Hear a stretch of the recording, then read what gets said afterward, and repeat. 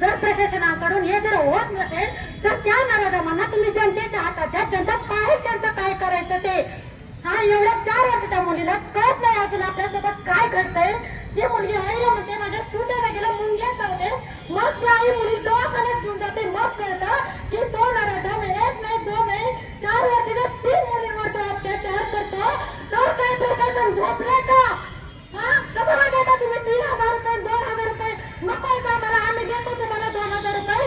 पण या मुलींचं तुम्ही संरक्षण करा. त्या मुलींना तुम्ही न्याय द्या. तर 1 नाही 2 नाही 4 बलात्काराच्या घटना घडताय तरी सुद्धा प्रशासन यावर काही सभा घेतात. कशासाठी सभा घेतात तुम्ही? आम्हाला 1500 रुपये देण्यासाठी. तुम्ही नाही 3000 रुपये दिले तर आम्ही काय उपाशी झोपणार आहोत का? मग तुम्ही कशासाठी स्त्री निर्मूल हत्या करता? मग असं जर हे इतक्या वाईट जर मरण जर आई वडिलांना डोळ्यासमोर जर पाहावं लागत असेल तर